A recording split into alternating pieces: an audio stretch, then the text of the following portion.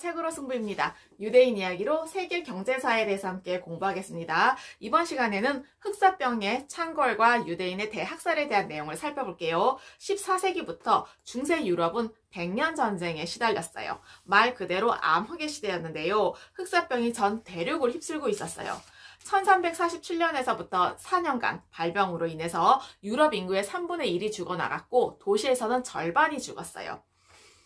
대개 발병한 지 24시간 이내에 죽는데 사망 직전에 환자의 피부가 흑색으로 변한다고 해서 흑사병이었어요. 페스트균이 발견된 것은 19세기 말에 파스테르에 의해서였으니까 인류는 그때까지 전염병의 공포에 시달려야 했어요. 노동력이 감소했기 때문에 극심한 경제 침체로 이어졌어요. 중세는 말 그대로 암흑시대가 될 수밖에 없었어요. 인구가 줄어들면서 농경지는 버려졌고 상업과 수공업도 쇠퇴했고요. 도시는 위축되었어요. 결과적으로 유럽 경제는 거의 파멸 상태였어요. 16세기 근대에 들어와서야 유럽 경제도 겨우 다시 회복되기 시작했어요. 서민들 입장에서는 전당포와 고리대금업 그리고 돈 되는 사업은 모조리 거머쥔 유대인들이 눈의 가시였어요. 흑사병의 원인이 유대인들 때문이라는 소문이 돌았어요. 애꿎은 유대인들이 희생양이 된 이유는 흑사병이 그들만 피해갔어요.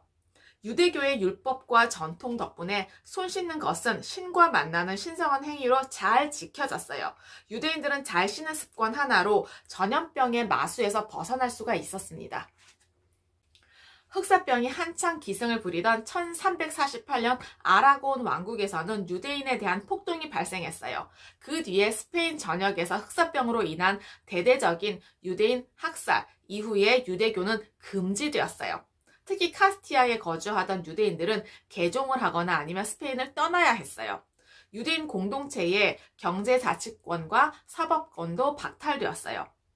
1366년부터 시작된 카스티아 내전에서는 친유대 정책을 취했던 페드로가 패했어요. 마침내 1369년 엘리케가 카스티아의 왕위에 오르게 되었어요.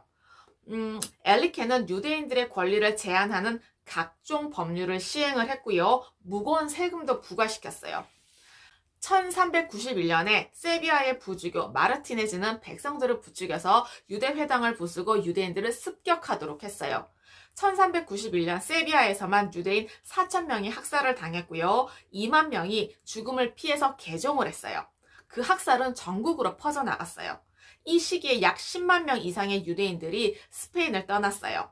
영세를 받고 가톨릭교인이 되는 길을 선택한 유대인들도 늘어나면서 개종 유대인이라고 하는 새로운 사회계층이 형성되었는데요. 15세기 스페인의 경제 발전에 중요한 역할을 했어요. 개종 유대인들은 가톨릭 공동체에 적응하면서 동등한 권리를 누렸어요. 명망 있는 가문과 결혼을 해서 사회적으로도 중요한 입지를 차지하게 되었어요. 노련한 재무 전문가는 왕실의 재정을 담당하기도 했어요. 하지만 경제적인 성공에 대한 부러움과 질시는 계속되었어요. 15세기에 들어와서 스페인에서는 개종한 유대인들의 숫자가 상당수였어요. 기독교로 개종을 끝까지 거부한 유대인들과 비밀 접촉을 가지면서 유대교 율법을 준수하는 노력을 게을리하지 않았어요. 이사벨 여왕은 1480년 톨레도 칙령을 반포해서 모든 유대인들이 그들만의 거주구역을 마련해서 분리되어 살도록 명령했어요. 성스러운 기독교 신앙으로부터 백성을 미혹하는 사악한 유대인들이라고 판단했기 때문이죠. 1480년에 종교재판소를 설치하고 왕실이 직접 주관했어요. 당시의 교황청은 이단을 엄금했어요. 이베리아 반도에서 이슬람 교도들을 몰아낸 이사벨 여왕과 페르난도 왕인 가톨릭의 왕들도 왕국의 기반을 튼튼히 하기 위해서 민족의 혈통과 신앙을 단일시킬 필요성을 느꼈어요. 가톨릭을 정식 국교로 내걸면서 유대인을 본격적으로 박해하기 시작했죠. 1480년에 유대인 격리법인 톨레도 칙령을 공포하고 동시에 스페인 특별 종교재판소가 창설되었는데요. 이것은 시작일 뿐이었어요. 스페인의 종교재판은 1480년에서부터 1530년까지 다양한 장소에서 다양한 이유로 2000여 건의 처형이 이루어졌어요. 3세기 동안이나 계속된 종교재판 제도는 1834년에 막을 내렸습니다. 중세 유럽은 신앙의 시대인 동시에 미신의 시대였어요. 의학이 발달하지 못했기 때문에 약초의 조예가 깊거나 미래를 점치는 사람들이 존경을 받았어요. 마녀재판은 교회의 교리를 어긴 남녀, 불문하고 마녀라고 불렀어요. 프랑스의 애국소녀 잔다르크가 처형된 것도 마녀라는 이유에서였어요. 마녀재판에는 잔인한 고문이 뒤따르기 때문에 고문에 못 이겨 자백을 하게 되면요, 화형대에 올려서 불살라 죽였어요. 재판이 아니라 사실상 살해였죠. 1492년 3월 31일에 스페인 왕국은 유대인 추방령을 발표했어요.